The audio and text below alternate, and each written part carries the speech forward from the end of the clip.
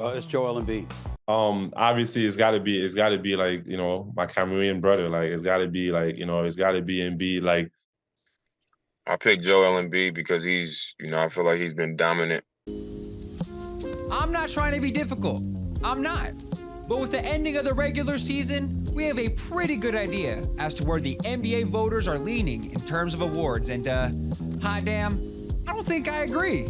From choosing a center that can't stay in the game due to foul trouble for Defensive Player of the Year, to giving an MVP to a star who ducks smoke, I think my votes would look a little bit different than what we should probably expect to be the outcome from the actual voters. Let's take a look as to who I, Dash and Hoop, selected for the NBA awards and tell you why the hell my opinion matters at all. Before that though, make sure to double back and see if you smashed that like button. Get sturdy on the subscribe button and activate those post notifications.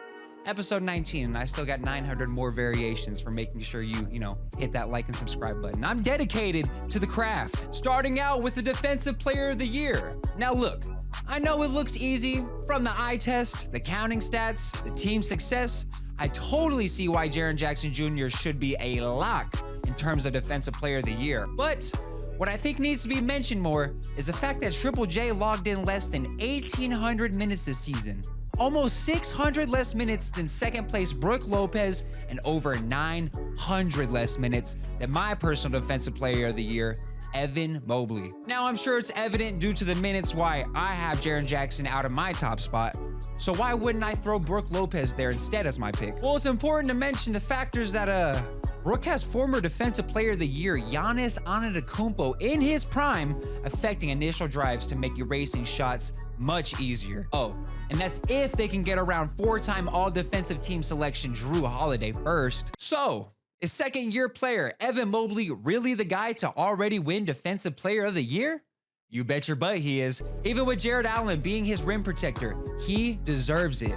While these two giants are great at clogging up the paint, Mobley brings out a versatility factor that every single NBA team would drool over. The 7-foot power forward is able to switch out onto guys from 1 through 5 and hold his own, contesting and blocking jump shots from smaller guards, to using his length and IQ to defend post-up opportunities from heavy bigs. And if you're an advanced stats nerd like me, let's not forget to mention that Mobley led the entire league in defensive win shares for the 2023 season. And I know, 4 stocks for Jaren Jackson Jr. and 3 stocks for Brook Lopez seems much more impactful than Mobley's 2.5 stocks, but to reiterate, JJJ plays much more reckless, enabling him to be able to go for more blocks and steals, while Brook has an insane supporting cast, which is why I have Evan Mobley as Defensive Player of the Year. Now, onto the juicy, the Most Valuable Player of the Year award.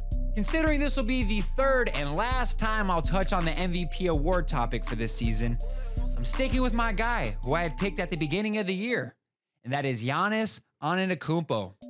I'm not gonna sit up here and tell you guys that I haven't flipped back and forth with this one throughout the season, as I'm sure many of you have as well.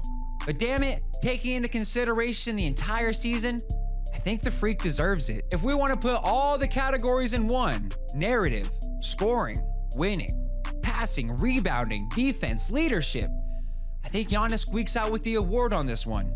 Averaging 2 points less than Embiid, less blocks and steals, nowhere near the 3-point shooting of Embiid.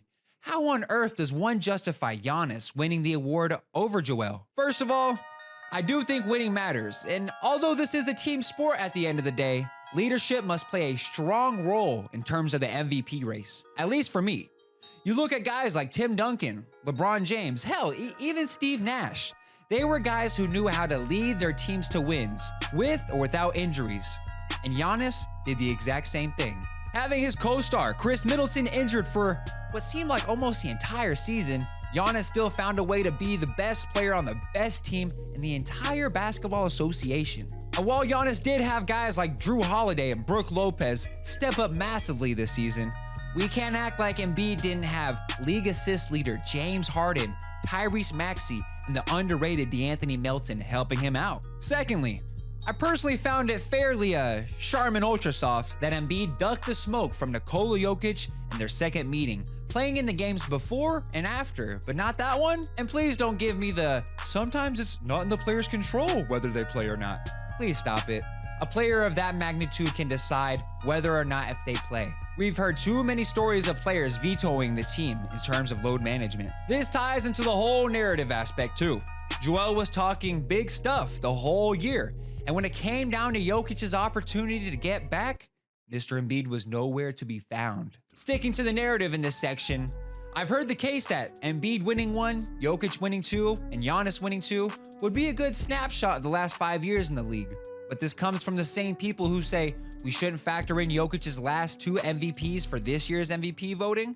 Again, not much consistency. And I feel like the voters are sliding the award to Embiid this year in a, damn, all right, we'll give you one type of way, instead of a, you dominated this specific season and deserve the trophy kind of way. No? Lastly, in terms of overall play, I think I personally enjoy Giannis's production more than Embiid's. With Giannis's style of play, you don't really have a ton of off nights. I mean, when you're cramming the ball into the rim or getting shots 3 feet or closer to the rim most of the time, you're bound to make a nice chunk of them. With Embiid though, we've seen points where these fadeaways might not be falling against good defenses. Some of the flails don't get called, and yes, it is a regular season award, but we see these misses happen a ton in the playoffs, it feels like. Don't even get me started on playmaking either, as I feel as if this is Giannis's most underrated ability, driving and kicking out to shooters as he draws the wall of a triple team. And listen, I'm not here to put another player down to prop another player up.